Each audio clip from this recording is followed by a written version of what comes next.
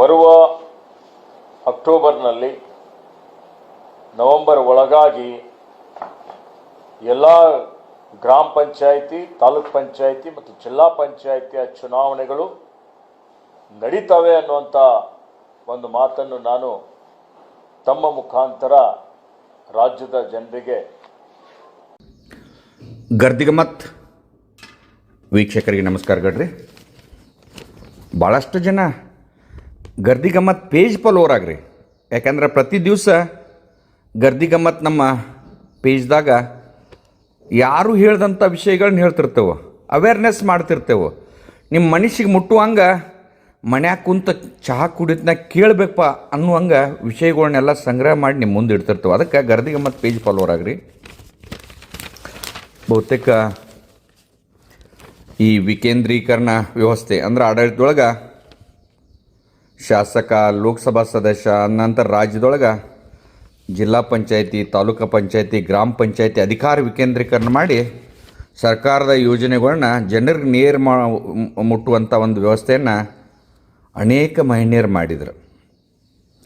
ಆ ಒಂದು ವ್ಯವಸ್ಥೆ ಇವತ್ತು ನಮ್ಮ ರಾಜ್ಯದೊಳಗೆ ಏನಾಗೈತಂದ್ರೆ, ಯಾಕಪ್ಪ ಈ ಕೆಳಗಿನ ಸಂಸ್ಥೆಗಳು ಮಾಡಿ ಅವ್ರ ಕೈಯಾಗ ಅಧಿಕಾರ ಕೊಟ್ಟು ನಾವು ಯಾಕೆ ಕಳ್ಕೊಳ್ಳೋಣ ಅಂತ ಇವತ್ತು ರಾಜ್ಯದಾಗ ಸರ್ಕಾರ ಮಾಡುವಂಥ ಆಡಳಿತಾರೂಢದ ಶಾಸಕರಾಗಲಿ, ವಿಧಾನ ಪರಿಷತ್ ಸದಸ್ಯರಾಗಲಿ, ವಿರೋಧ ಪಕ್ಷದಾಗ ಇದ್ದವರಾಗಲಿ, ಅಧಿಕಾರ ಎಲ್ಲ ನಮ್ಮ ಕಡೆನ ಕೇಂದ್ರೀಕೃತವಾಗಿ ಉಳಿಬೇಕಂತೇಳಿ ಸ್ಥಳೀಯ ಸಂಸ್ಥೆ ಚುನಾವಣೆಗಳನ್ನ ಅಂದ್ರೆ ಗ್ರಾಮ ಪಂಚಾಯತಿ ಆಯಿತು, ತಾಲೂಕು ಪಂಚಾಯತಿ ಆಯಿತು, ಜಿಲ್ಲಾ ಪಂಚಾಯತಿ ಚುನಾವಣೆಗಳನ್ನ ಯಾವ್ಯಾವುದೋ ಕಾರಣಕ್ಕೆ ನ್ಯಾಯಾಲಯಕ್ಕೆ ಯಾರೋ ಹೋಗಿದಾರಂತ ಮುಂದೆ ಹಾಕೋತ ಹೋಗ್ತಿರ್ತೈತೆ. ಯಾಕಂದ್ರೆ ನ್ಯಾಯಾಲಯನ ನಾವು ಪ್ರಶ್ನೆ ಮಾಡೋಕ್ಕೆ ಬರೋದಿಲ್ಲ.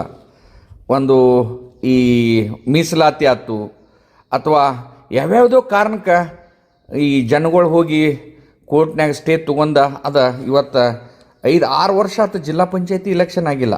ಈ ಗ್ರಾಮ ಪಂಚಾಯತಿ 6 ತಿಂಗಳದಿಂದ ಗ್ರಾಮ ಪಂಚಾಯತಿ, ತಾಲೂಕು ಪಂಚಾಯತಿ ಇಲೆಕ್ಷನ್ಗಳು ಈಗ 4-5 ವರ್ಷದಿಂದ ಆಗಿಲ್ಲ. ಅಂದ್ರೆ ಒಟ್ಟಾರೆ ಈ ಜನರ ಎಲ್ಲಿ ಹೋಗಬೇಕು, ಸ್ಥಳೀಯವಾಗಿ ಏನೋ ಸಮಸ್ಯೆ ಇದ್ರೆ ಯಾರಂತಕ್ಕೆ ಹೋಗಬೇಕು, ಗ್ರಾಮ ಪಂಚಾಯತಿ ಸಮಸ್ಯೆಗಳನ್ನ ಓದು ಶಾಸಕರಿಗೆ ಮುಟ್ಸೋಕ್ಕಾಗೋದಿಲ್ಲ, ಅಲ್ಲೇ ಲೋಕಲ್ ಆಗಿ. ಆದರೆ ಇಲ್ಲಿ ಅಲ್ಲಿ ಆಡಳಿತ ಅಧಿಕಾರಿ ಬಂದ ಮ್ಯಾಗ ಆಡಳಿತ ಅಧಿಕಾರಿನ ಫೈನಲ್ ಆಗ್ತೈತೆ. ಆಡಳಿತ ಇರಲಿಲ್ಲ ಅಂದ್ರೆ ಆ ಆಡಳಿತ ಅಧಿಕಾರಿಗಳು ಹೆಂಗೆ ಏನು ಮಾಡ್ತಾರೆ ಅನ್ನೋದು ಇಡೀ ಜಗತ್ತಿಗೆ ಗೊತ್ತೈತೆ. ಈಗಾಗಲೇ ಗ್ರಾಮ ಪಂಚಾಯತಿ ಒಳಗೆ ಅನೇಕ ಯೋಜನೆಗಳು ಚಲೋನೂ ಆಗಿದಾವೆ, ಕೆಟ್ಟು ಆಗಿದಾವೆ. ಇವತ್ತು ರೋಜ್ಗಾರ್ ಯೋಜನೆಯಿಂದ ಅನೇಕ ಗ್ರಾಮ ಪಂಚಾಯತಿಗಳು ಸುಧಾರಿಸಿದಾವೆ. ಅನೇಕ ಕಾಂಟ್ರಾಕ್ಟ್ಗಳು ಇವತ್ತು ಬೆಳೆದಾರ. ಇವತ್ತು ಜಲಜೀವನ ಮಷೀನ್ ಅಂತೂ ನಮ್ಮ ರಾಜ್ಯದೊಳಗೆ ಎಲ್ಲೇ ನೋಡಿದ್ರು ಅದು ಯಶಸ್ವಿ ಆಗೇ ಇಲ್ಲಂತ ಭಾಳ ಮಂದಿ ಮಾತಾಡ್ತಾರೆ, ಆಗೇ ಇಲ್ಲದಂತ. ಆದ್ರೆ ಅಲ್ಲಿ ಆಡಳಿತ ಮಂಡಳಿ ಇರೋದ್ರಿಂದ, ಅಲ್ಲಿ ಸ್ಥಳೀಯವಾಗಿ ಜನರಿಂದ ಆರಿಸಿ ಬಂದಂಥ ಒಂದು ವ್ಯವಸ್ಥೆ ಇದ್ದರೆ ಮಾತ್ರ ಅವು ಸುಧಾರಿಸಿರ್ತಾವೆ. ಯಾಕಂದ್ರೆ ನಮ್ಮ ರಾಜ್ಯದಾಗ ಈಗಾಗಲೇ 5,927 ಗ್ರಾಮ ಪಂಚಾಯತಿ ಅದಾವಂತ ಅನಿಸ್ತೈತೆ ನನಗೆ. ಆಮ್ಯಾಗ 176 ತಾಲೂಕು ಪಂಚಾಯತಿ, 3,884 ಮಂದಿ ತಾಲೂಕು ಪಂಚಾಯತ್ ಮೆಂಬರ್ ಆಗ್ತಾರೆ. ಈ ಗ್ರಾಮ ಪಂಚಾಯತಿಯಾಗಿ 90,000 to 91,000 ಮಂದಿ ಮೆಂಬರ್ಗಳು ಆಯ್ಕೆ ಆಗ್ತಾರೆ. ಈಗ ಜಿಲ್ಲಾ ಪಂಚಾಯತಿ ಒಳಗೆ 31 ಜಿಲ್ಲಾದಿಂದ ಜಿಲ್ಲಾ ಪಂಚಾಯತಿ ಮೆಂಬರ್ ಆಗ್ತಾರೆ. ಈ 4-5 ವರ್ಷದಿಂದ ಅವ್ರು ಖಾಲಿನ ಅದಾರ. ಅಲ್ಲೆಲ್ಲ CEO ಆಡಳಿತ, ಅಲ್ಲಿಯ ಸಂಬಂಧಪಟ್ಟಂಥ ಇಲಾಖೆಯವರನ್ನ ಆಡಳಿತ ನಡೆಸತ್ತಾರೆ. ಆದ್ರೆ ಒಂದು ಸಿಹಿ ಸುದ್ದಿ ಈಶ್ವರ್ ಖಂಡ್ರೆ ಅವರ ಇವತ್ತು ಒಂದು ಸಿಹಿ ಸುದ್ದಿ ಕೊಟ್ಟಿದ್ದಾರೆ. ಅಕ್ಟೋಬರ್ ನವೆಂಬರ್ದೊಳಗೆ ನಾವೆಲ್ಲ ಚುನಾವಣೆಗಳನ್ನ ಮುಗಿಸ್ತೇವಂತ. ಮತ್ತು ಕೋರ್ಟು ಮ್ಯಾಗ ಸರ್ಕಾರಕ್ಕೆ ಎಚ್ಚರಿಕೆ ಕೊಡತ್ತೈತೆ. ಅದಕ್ಕೆ ಈ ಒಂದು ಚುನಾವಣೆಗೆ ನೀವು ನಿಂದಿರಬೇಕಾದ್ರೆ ಯಾವ ಸರ್ಟಿಫಿಕೇಟ್ ಅವಶ್ಯ ಇಲ್ಲ, ಸಾಲಿ ಕಲಿದಿದ್ರು ನಡಿತೈತಿ, ಮತ್ತು ಮೆರಿಟ್ದಾಗ ಪಾಸ್ ಆಗಬೇಕು ಅಥವಾ ಇಂಟರ್ವ್ಯೂಗೆ ಹೋಗಬೇಕು, ರೊಕ್ಕ ಕೊಡಬೇಕು ಅನ್ನೋದು ಇಲ್ಲ. ಯಾಕಂದರೆ ಈಗ ಈ ಒಂದು ಚುನಾವಣೆಗಳು ಹೆಂಗಾಗತ್ತಾವ ಅನ್ನೋದು ಮಂದಿ ಮಾತಾಡ್ತಿರ್ತಾರೆ. ಇಲ್ಲೂ ಏನಾಗೈತಿ, ಕೊಡ್ತುಗಳು ವ್ಯವಹಾರಗಳು ನಡೆದು ಮನೆಗೆ ಕುಕ್ಕರ್ಗಳಾಯ್ತು, ಕಿಟ್ಲಿ, ಕಪಾಬಸಿ, ಆಮ್ಯಾಗ ಪಾಕಿಟ್ದಾಗ ದುಡ್ಡು ಕೊಟ್ಟು ಇಲೆಕ್ಷನ್ ಮಾಡಿ ಆರಿಸಿ ಬರತ್ತಾರೆ ಈ ಗ್ರಾಮ ಪಂಚಾಯತಿಯಾಗಂತ. ಕೆಲವೊಂದು ಗ್ರಾಮ ಪಂಚಾಯತಿ ಒಳಗೆ ಜನ ಮಾತಾಡ್ತಿರ್ತಾರೆ ಇದನ್ನು ರೊಕ್ಕ ಕೊಟ್ಟರೆ. ಜಿಲ್ಲಾ ಪಂಚಾಯತಿ ಅಂದರೆ ಒಟ್ಟಾರೆ ಇದು ವ್ಯವಹಾರ ನಡಿದೈತಿ ಅಂತ ಮಂದಿ ಮಾತಾಡ್ತಾರೆ. ಅಂದ್ರೆ ರೊಕ್ಕ ಕೊಟ್ಟು ಆರಿಸಿ ಹೋಗ್ಬೇಕು. ಈಗ ಭಾಳ ಮಂದಿ ಈಗ ಜಿಲ್ಲಾ ಪಂಚಾಯತಿ ಮೆಂಬರ್ ಆಗ್ಬೇಕಂದವ್ರ ಪಾಪ ಸ್ಟಾರ್ಚ್ಗೆ ಕೊಟ್ಟು ಅರಿವುಗಳು ತಂದಿಲ್ಲ ಅವ್ರು. ಅಲ್ಲೇ ಅದಾವೆ ಇನ್ನು ಸ್ಟಾರ್ಚ್ ಕೊಟ್ಟಿದ್ದು. ಮತ್ತು ಹೊಲ್ಸಕ್ಕೆ ಅವ್ರಿಗೆ ಮನಸ್ಸು ಆಗಿಲ್ಲ. ಅಂದ್ರೆ ಇದು ಗ್ರಾಮ ಪಂಚಾಯತಿ ಬಂತು, ತಾಲೂಕು ಪಂಚಾಯತ್ ಮೆಂಬರ್ಗಳಿಗೆ ಪಾಪ ಈಗ ನವಂಬರ್ದಾಗ ಅಂದ್ಕೂಡಲೇ ಅರಿವು ಸಿಗ್ತಾವಿಲ್ಲ ಆಂಬಲ್ಲ. ಯಾಕಂದ್ರೆ ಇದು ಸರ್ಕಾರಿ ನೌಕರಿ ಇದ್ದಂಗೆ 5 ವರ್ಷದ. ಇಲ್ಲಿ ನೀವು ಸೇವಾ ಮನೋಭಾವ ಇದ್ರೆ ಸೇವಾ ಮಾಡ್ಬೋದು, ಅಥವಾ ರೊಕ್ಕ ರೂಟಿ ಮಾಡಕ್ಕಂದ್ರೆ ಅಲ್ಲಿ ಒಂದು ಮೇಳ ಇರ್ತೈತೆ, ಅದು ಕೂಡಿಸಿ ಅದನ್ನು ಸರ್ಕಾರ ರೊಕ್ಕ ಲೂಟಿ ಮಾಡುವಂಥದ್ದಿದ್ರು ಲೂಟಿ ಮಾಡಿ ಕೋಟಿ ಗಂಟ್ಲೆನೂ ಗಳಿಸ್ಬೋದು, ಪ್ರಾಮಾಣಿಕ ಸೇವೆಯನ್ನು ಸಲ್ಲಿಸ್ಬೋದು. ಅಂದ್ರೆ ಮಂದಿ ಮಾತಾಡ್ತೈತೆ ಅಲ್ಲಿ ನೋಡ್ತಿರ್ತಾರೆ. ಈಗ ಮಂದಿ ಪಂಚಾಯತಿ ಮೆಂಬರ್ ಆಗುತ್ನಾಗ ಮೊದಲು ಹೆಂಗಿದ್ದ, ಆಮ್ಯಾಗ ಏನೇನು ಆಯ್ತು ಅಂತ, ಜಿಲ್ಲಾ ಪಂಚಾಯತ್ ಮೆಂಬರ್ ಆಗುತ್ನಾಗ ಏನಿದ್ದ, ತಾಲೂಕು ಎಲ್ಲ ಮಂದಿಗೆ ಅಲ್ಲಿ ಲೋಕಲ್ ಮಂದಿಗೆ ಗೊತ್ತಿರ್ತೈತೆ. ಆದರೆ ಇದೊಂದು ಸರ್ಕಾರಿ ನೌಕರಿ ಇದ್ದಂಗೆ 5 ವರ್ಷದ ಕಾಂಟ್ಯಾಕ್ಟ್, ಯಾರೂ ಏನೂ ಮಾಡೋಕ್ಕೆ ಬರೋದಿಲ್ಲ ನಿಮ್ಮನ್ನು.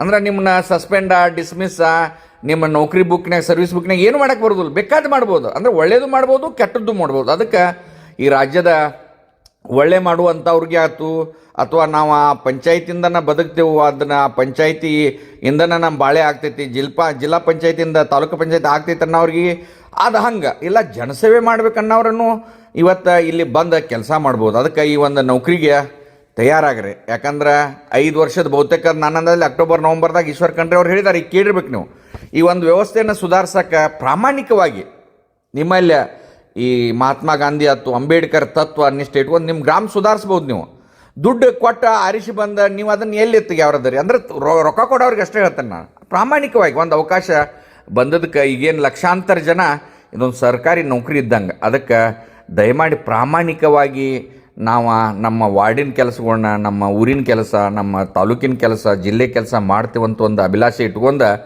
ಕ್ಯಾನ್ವಾಸ್ ಶುರು ಮಾಡ್ರಿ. ಬಹುತೇಕ ಆಗ್ತೈತಿ. ಒಳ್ಳೆಯ ಕೆಲಸ ಮಾಡಿದ್ರೆ ದೇವ್ರು ನಿಮ್ಗೆ ಒಳ್ಳೇದು ಭವಿಷ್ಯ. ಯಾಕಂದ್ರೆ ಪಂಚಾಯತಿಯಿಂದ ಭಾಳಷ್ಟು ಮಂದಿ MLAಗಳಾಗಿ, ಮುಖ್ಯಮಂತ್ರಿಯಾಗಿ, ಮಂತ್ರಿಗಳು ಆಗಿದ್ದಾರೆ. ಅದಕ್ಕೆ ಆ ನಿಟ್ಟಿನೊಳಗೆ ನೀವು ಕೆಲಸ ಮಾಡಿರಿ. ಯಾಕೋ ನಮ್ಮ ಬೇಜಾರು ಅನಿಸ್ತೈತಿ ಇದು ಹೇಳಕ್ಕೆ. ಆದರೆ ಕೆಲವು ಮಂದಿ ಉದ್ಯೋಗ ಆಗೈತೆ, ಮೆಂಬರ್ ಆಗೋದಂದ್ರೆ ಕೆಲವು ಮಂದಿ ಉದ್ಯೋಗ ಆಗೈತಿ. ಅಂಥವ್ರು ದಯಮಾಡಿ ಮಾಡಕ್ಕೆ ಹೋಗಬೇಡ್ರಿ. ಗ್ರಾಮ ಸುಧಾರಿಸೋದ, ತಾಲೂಕು ಜಿಲ್ಲಾ ಸುಧಾರಿಸೋ ಕೆಲಸಗಳು ಮಾಡ್ರಂತೆ ಗರ್ದಿಗೆ ಮತ್ತು ನಿಮ್ಗೆ ಆಗ್ರಹ ಮಾಡ್ತೈತೆ. ನಮಸ್ಕಾರ.